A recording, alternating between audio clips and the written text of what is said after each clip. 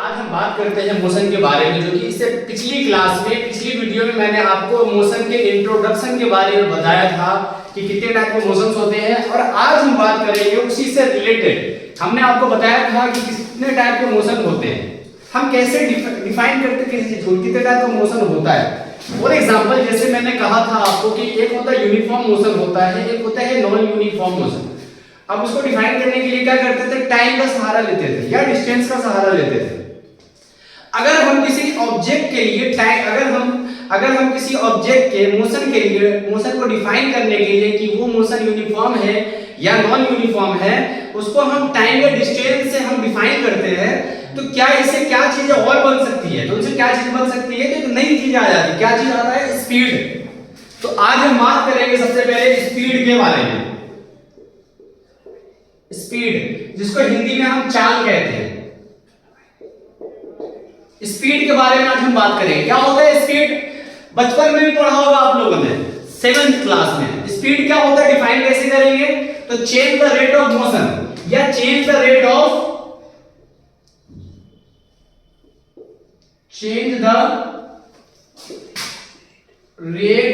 Motion. ठीक है, with respect to time.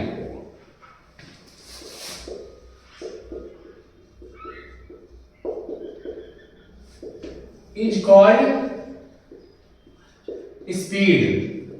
यहां पर हमने रेट लिख दिया है तो यहीं तक ये डिफिनेशन हम लिख सकते हैं, लेकिन अगर थोड़ा सा लॉन्ग करना है with respect to time is called motion, is called speed. जब भी हम क्या कह सकते हैं कि स्पीड का डिफिनेशन सही है, अगर यहां तक भी लिख देंगे तो जब भी सही है। क्यों, क्योंकि यहां पर हमने रेट लिख दिया है और किस चीज के बारे में पढ़ रहे हैं, मोशन के बारे में। तो जाहिर सी बात है, रेट किससे निकालेंगे, टाइम से।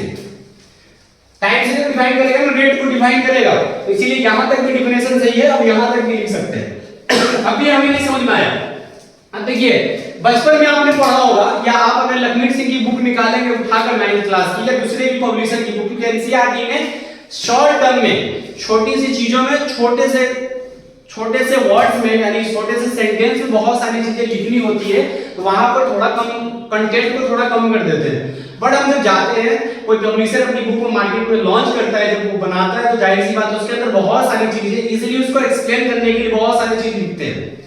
तो सबसे पहली बात एक अलग टॉपिक ही बन जाता है। लखनऊ सिंह की जब बुक खोलेंगे जाकर, ठीक है, तो वहां लिखा रहता है कि एक आता है स्लो और फास्ट, यानी कि स्लो और फास्ट को डिटरमाइन करने को ही हम स्पीड कहते हैं। यानी कि कोई ऑब्जेक्ट स्लो जा रहा है या फास्ट जा रहा है, हिंदी में इसको कहते हैं मंद जा रहा है या तीव्र जा रहा है, इसी को हम क्या कहते हैं, चाल कहते हैं। यानी कि समय के साथ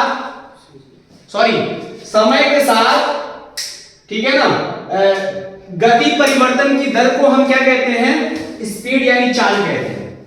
अब इसको अब भी नहीं समझ में आया कि यानी कि कोई एक ऑब्जेक्ट है, फॉर एग्जांपल एक ऑब्जेक्ट ये था A और ये B तक जा रहा है, जाहिर सी बात है यहां से यहां तक का डिस्टेंस जो होगा, मान लिया कि वो डिस्टेंस A से सपोज्ड है, और यहां से यहां जाने में जो लग रहा है टाइम, वो लग रहा है T। ठीक है, या हम डिस्टेंस को हम D लिख देते हैं। तो स्पीड बराबर जो होगा, किसी भी चीज का जब स्पीड निकालना हो तो वो स्पीड हो जाएगा डिस्टेंस अपॉन में टाइम। यानी कि रेट निकालना है तो टाइम से हम क्या करेंगे, उसकी दूरी को डिस्टेंस को डिवाइड कर देंगे, हमारे पास क्या आ जाएगा, स्पीड आ जाएगा। ठीक है, दुनिया में जितनी भी चीजें, हर चीज की यूनिट होती है। यूनिट क्यों जरूरी है, किसी भी चीज को आइडेंटिफाई करने के लिए, पहचानने के लिए यूनिट का होना जरूरी है, जो कि आप 11th क्लास में जाएंगे तो पढ़ेंगे आप यूनिट एंड मेजरमेंट के बारे में। तो यूनिट, किसी भी चीज को आइडेंटिफाई हम कर सकते हैं किसकी मदद से, यूनिट की मदद से। फॉर एग्जांपल हमने कहा कि 2 kg आम दे दीजिए, या 2 kg आटा दे दीजिए, या 2 kg कोई भी XYZ सामान हो जिसको हम वेट करते हैं तो हम केजी में है। लेकिन अगर मैं दुकान में जाऊं और दुकान में जाकर कह दूं कि 2 kg जो है ना हमें कपड़ा दे दो, तो जाहिर सी बात है कपड़ा को हम मेजर करते किसमें, लेंथ में करते, सेंटीमीटर या मीटर में, इस तरीके से हम मेजर करते हैं। तो जाहिर सी बात हम कहेंगे 2 मीटर कपड़ा दीजिए, यहां हम पहचान लेंगे किससे, यूनिट से। ठीक है, क्या जाकर कपड़े वाले को थोड़ी बोलोगे कि 2 लीटर हमें कपड़ा दे दो, नहीं ना, ऐसा नहीं पॉसिबल है। तो किसी भी चीज को हमें पहचानने के लिए, आइडेंटिफाई करने के लिए यूनिट का होना जरूरी है। तो इसकी भी यूनिट होगी, क्या होगी, जिसे हम एसआई यूनिट कहते हैं। क्या कहते हैं, SI unit, international system of unit होता है, ठीक है। इसको डिराइव यूनिट भी कहते हैं, क्योंकि फंडामेंटल यूनिट में आता है डिस्टेंस का यूनिट होता है मीटर, और इसका होता है सेकंड। तो इसीलिए एसआई यूनिट क्या हो जाएगा, मीटर पर सेकंड। इसको हम ऐसे भी लिख सकते हैं एमएस माइनस का 1, ये हो गया हमारे पास एसआई यूनिट। तो यानी कि स्पीड की यूनिट क्या है, मीटर पर सेकंड। और कैसे निकालते हैं, हमेशा डिराइव करके, ठीक है, मीटर अपॉन में सेकंड यानी मीटर पर सेकंड, ये तरीका है ये स्पीड का। अच्छा, हमने एक और चीज पढ़ाया था आपको पिछली क्लास में, क्वांटिटी के बारे में। नहीं पढ़ाया, आज हम शुरू कर लेते हैं। देखिए आज हम बताएंगे क्या होता है क्वांटिटी। ये जो है ना, ये वेक्टर क्वांटिटी है। क्या है ये, वेक्टर, सॉरी स्केलर क्वांटिटी है, स्केलर क्वांटिटी है। थोड़ा सा इसके बारे में चर्चा कर देते हैं। इट इज स्केलर क्वांटिटी, ये स्केलर क्वांटिटी है। अभी हम पढ़ेंगे अगला चैप्टर, अगला जो टॉपिक होगा, यानी कि वो वेलोसिटी होगा या एक्सेलरेशन होगा, वो दोनों का दोनों वेक्टर होता है। अभी हम बात करते हैं थोड़ा सा स्केलर क्वांटिटी के बारे में। बेसिकली जो क्वांटिटी होता है किसी चीज का, जो हम देखते हैं, अगर फिजिक्स के भाषा में अगर मैथमेटिकली हम देखें तो बेसिकली दो टाइप का क्वांटिटी होता है। एक क्वांटिटी है स्केलर क्वांटिटी है, एक है स्केलर, और दूसरी क्वांटिटी क्या है, वेक्टर क्वांटिटी। हिंदी में स्केलर क्वांटिटी को कहते हैं अदिश राशि। क्वांटिटी को राशि कहा जाता है और इसको सदिश राशि कहा जाता है। तो basically there are two types of quantity, ठीक है ना। यानी एक है स्केलर क्वांटिटी है, दूसरा क्या है, वेक्टर क्वांटिटी है। स्केलर क्वांटिटी किसे कहते हैं, जो ओनली क्या करेगा, show only magnitude.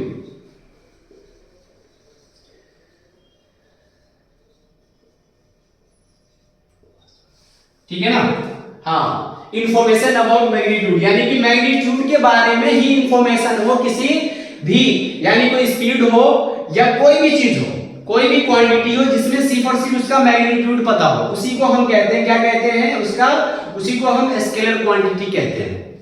For example 2 metre, 2 kilometre, ये सारी चीजें क्वांटिटी तो है, 2 मीटर है, 2 किलोमीटर है, सारी चीजें दे रखा है, लेकिन सिर्फ और सिर्फ मैग्नीट्यूड के बारे में बताया जा रहा है। यानी मैग्नीट्यूड क्या है, मान लीजिए हमने लिख दिया 2 मीटर, 2 केजी, है ना, ऐसा करके हमने लिख दिया है।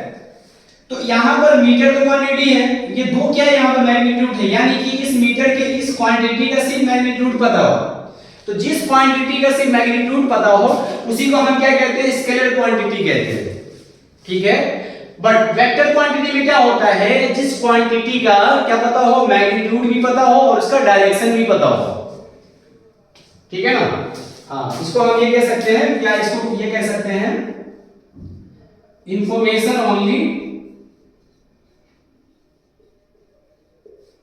ठीक है ना, मैग्नीट्यूड, इंफॉर्मेशन इसमें क्या कह सकते हैं, उनपे information about magnitude as well as direction, यानी दोनों का इसके बारे में पता हो, यानी जिसमें क्या हो, सिर्फ परिमाण के बारे में जानकारी हो, सिर्फ परिमाण पता हो, परिमाण मतलब इसकी वैल्यू, ठीक है, यानी किसी क्वांटिटी की वैल्यू पता हो, दैट इज कॉल्ड मैग्नीट्यूड। इसमें क्या होगा, उस मैग्नीट्यूड की, उस क्वांटिटी का मैग्नीट्यूड भी पता हो और डायरेक्शन भी पता हो। इन शॉर्ट में हम क्या कह सकते हैं इसको, ये देखिए हम समझाते हैं थोड़ा सा। इसमें क्या कहा कि 2 मीटर है, एक साइंस का बच्चा है, उससे पूछा किसी ने, उसके रिश्तेदार ने या रिलेटिव जो भी हो, वो जब आते हैं तो आने का पूछा बच्चे से कि आपके फादर कहाँ गए, यानी कि अब वो बच्चा साइंस का स्टूडेंट है, अब वो बच्चा कहेगा सर मैं अंदर में कैसे आपको बताऊं, एक्सप्रेस करूं, तो उसने कहा बेटा आप जैसे भी एक्सप्रेस कर दो। तो कह रहा मैं पहले मैं आपको बताऊंगा एज अ स्केलर क्वांटिटी जैसे, ठीक है जी। तो स्केलर क्वांटिटी में कैसे बताएगा, कहेगा कि मेरा फादर, मेरे पिताजी जो है अभी 2 मीटर या 2 किलोमीटर दूर गए, हमारे घर से 2 किलोमीटर दूर गए, ध्यान से सुनना, पॉइंट को नोट करना, 2 किलोमीटर दूर गए। वो स्केलर क्वांटिटी को बताया जा रहा है। फिर कहा कि मेरे पापा 2 किलोमीटर नॉर्थ डायरेक्शन में गए। समझ रहे हैं ना, पहला वाला कंडीशन में क्या है कि 2 मीटर दूर गए, 2 किलोमीटर दूर गए हैं, तो सिर्फ उसमें क्या पता चल रहा है कि उसमें सिर्फ पता चल रहा है कि 2 किलोमीटर गए, यानी मैग्नीट्यूड पता चल रहा है। बट दूसरे वाले में क्या कहा कि मेरे पिताजी 2 किलोमीटर दूर नॉर्थ डायरेक्शन में गए। ठीक है, बेसिकली 4 डायरेक्शन होते हैं, तो नॉर्थ डायरेक्शन में गए यानी उत्तर दिशा में 2 किलोमीटर दूर गए। ये दूसरा कंडीशन था। तो जिसमें डायरेक्शन भी पता है और जिसमें क्या पता है, मैग्नीट्यूड भी पता है, इसीलिए उसको हम क्या कहते हैं, वेक्टर क्वांटिटी कहते हैं। और जिसमें सिर्फ मैग्नीट्यूड पता हो उसको हम क्या कहते हैं, स्केलर क्वांटिटी कहते हैं। हमने इससे पहले टॉपिक में आपको पढ़ाया था डिस्प्लेसमेंट के बारे में, और किसके बारे में पढ़ाया था, डिस्टेंस और डिस्प्लेसमेंट के बारे में। तो स्केलर क्वांटिटी में डिस्टेंस आता है यानी दूरी आता है, और इसमें क्या आता है, वेक्टर क्वांटिटी में डिस्प्लेसमेंट आता है। इसको विस्थापन कहा जाता है।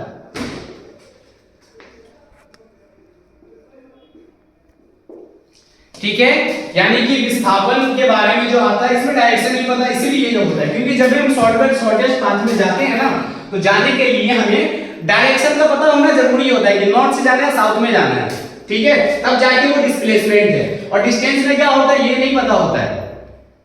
ठीक है, आगे देखो, तो ये हो गया, यानी कि जो स्पीड जो होता है ये एसआई यूनिट जो होती है मीटर पर सेकंड है, और ये स्केलर क्वांटिटी है यानी कि अदिश राशि है। हिंदी में इसको बढ़िया ही समझ सकते हैं। आ का मतलब क्या होता है, याद होगा आप लोग उपसर्ग पढ़ते हैं, प्रत्यय पढ़ते हैं, यानी सदिश, अदिश यानी कि जिसमें दिशा का ज्ञान नहीं हो, सिर्फ परिमाण का ज्ञान हो, इसीलिए उसको अदिश राशि कहा जाता है। जिसमें क्या हो, दिया हो, सदिश, सदैव दिशा का ज्ञान हो, उसे हम सदिश राशि कहते हैं। क्लियर बात है। तो ये वेक्टर क्वांटिटी हो गया, ये भी हो गया। अब ध्यान सुनिए, अब हम किसी भी चीज का स्पीड हम निकालते हैं, तो स्पीड निकालने के बाद हम पता कर लेते हैं कि कोई भी चीज कितना स्लो है या कितना फास्ट है, इसीलिए हम स्पीड निकालते हैं किसी भी चीज का।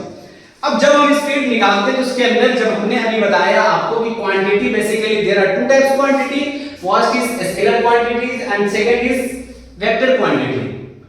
अगर क्वांटिटी के एतबार से देखें तो इस स्पीड के अंदर भी बहुत सारी चीजें आ सकती है। क्या क्या आएगा उसके बारे में भी हम डिटेल में चर्चा करेंगे। अब देखिए स्पीड के अंदर कुछ बात और भी है, ध्यान से सुनिए। हमने क्या कहा कि स्पीड हम क्यों निकालते हैं, क्योंकि पता चलेगा कि ये स्लो है या फास्ट है, इसके लिए हम क्या करते हैं, ये निकालते हैं। ठीक है भैया, मान लीजिए 2 ऑब्जेक्ट है, ठीक है, दोनों का दोनों इक्वल डिस्टेंस कवर करने जा रहा है। फॉर एग्जाम्पल एक ऑब्जेक्ट है और दूसरा भी ऑब्जेक्ट है, ये ए ऑब्जेक्ट है, ये बी ऑब्जेक्ट है। सिंपल सा बताऊंगा एकदम सिंपल वाला, जो कि बोर्ड के पेपर में नहीं आता है, क्योंकि आसान थोड़ी पूछेगा, बच्चे वाला है, ये 7वीं क्लास के लेवल का। अब ये देखिए दोनों का दोनों है 2 किलोमीटर, किलोमीटर में नहीं करूंगा, मीटर में कर देता हूं, 500 मीटर, मीटर में कर देता हूं क्योंकि यूनिट होता है मीटर। ये भी है 500 मीटर, दोनों का डिस्टेंस सेम है। अब इससे हम आसानी से निकाल सकते हैं कि कोई फास्ट है या स्लो है। अब इसका टाइम जो लग रहा है t1, यानी ये वाला t, इसको t1 मान लेते हैं। तो t1 लग रहा है 500 मीटर जाने में, मान लीजिए 5 मिनट लग रहा है, सॉरी मान लीजिए 20 सेकंड लग रहा है, और इसमें लग रहा है 30 सेकंड। तो बच्चे ना डायरेक्ट निकाल लेंगे कि सर इक्वल डिस्टेंस है, ज्यादा टाइम लग रहा है तो ये स्लो होगा, डायरेक्ट निकाल लेता है। लेकिन इसका स्पीड कितना है, दोनों का एग्जैक्ट यानी इसका मैग्नीट्यूड निकालना है, उसके स्पीड का मैग्नीट्यूड निकालना है। तो उसके लिए हम क्या करेंगे, दोनों को फार्मूला लगाएंगे। तो हमने स्पीड का फार्मूला क्या लगाया था, s बराबर dy t, डिस्टेंस अपॉन में टाइम। तो s स्पीड जो हो जाएगा, स्पीड बराबर हो जाएगा, डिस्टेंस देखिए 5 और ये नीचे कितना आ जाएगा 20, यानी पहला कंडीशन s1 मान लेंगे, s1 स्क्वायर 0 से 0 25 मीटर पर सेकंड रहेगा। दूसरा कंडीशन देखिए बच्चों, s2 निकालना, वही फार्मूला d by t रहेगा। तो पहला कंडीशन में d कितना है 500, दोनों में से, और इसमें लगेगा 30, तो 0 से 0 कैंसिल, S2 की वैल्यू आ जाएगी कितना, 3 से डिवाइड कर दीजिए, 16 पॉइंट समथिंग आ जाएगा, है ना, हाँ 16.67 ऐसे कुछ आ जाएगा समथिंग मीटर पर सेकंड, डिवाइड कर लिया 3 से 50 में, ठीक है, 3 एकम 3, 2 है ना, 3 छक्के 18, 2 0, यानी 6 जाता रहेगा 6 7 ऐसा कुछ आ जाएगा मीटर पर सेकंड। यानी कि अब देखिए दोनों में, अब पहला वाला स्पीड कितना है, यानी कि ये वाला फास्ट जाएगा, पहले बता दिया था कि टाइम कम लग रहा है, दूसरे वाले कंडीशन में क्या हो रहा है, टाइम ज्यादा लग रहा है, तो यानी जाहिर सी बात है स्लो है, क्योंकि इसका स्पीड इतना है, लेकिन हमें एग्जैक्ट नहीं पता था कि दोनों का स्पीड कितना है, तो दोनों हम क्या करेंगे, ये फार्मूला लगाएंगे और यहां से हम स्पीड फाइंड कर सकते हैं। तो ये तरीका है स्पीड निकालने का, ठीक है। अब आसानी से कोई भी सवाल आपको दे तो आप आसानी से स्पीड निकाल सकते हैं। स्केलर क्वांटिटी क्या होता है ये भी मैंने बता दिया है, वेक्टर क्वांटिटी क्या होता है ये भी मैंने बता दिया है आपको, और डिस्टेंस क्या होता है ये भी मैंने आपको बता दिया है। अब चाहे तो स्पीड में हम ग्राफिकली भी देख सकते हैं, अभी हम इसके बारे में थोड़ा सा और डिटेल में पढ़ेंगे वेलोसिटी के बारे में, ठीक है। तो मैं आपको बताऊंगा वेलोसिटी के बारे में अगली वीडियो में कि आप वेलोसिटी को कैसे डिफाइन करेंगे और कैसे समझाएंगे। हालांकि स्पीड और वेलोसिटी थोड़े से कुछ मिलते जुलते रहते हैं, पर थोड़ा सा डिफरेंस है इनके अंदर, क्योंकि वो वेक्टर क्वांटिटी है इसीलिए। तो हम बात करते हैं अगली वीडियो में किसके बारे में, वेलोसिटी के बारे में।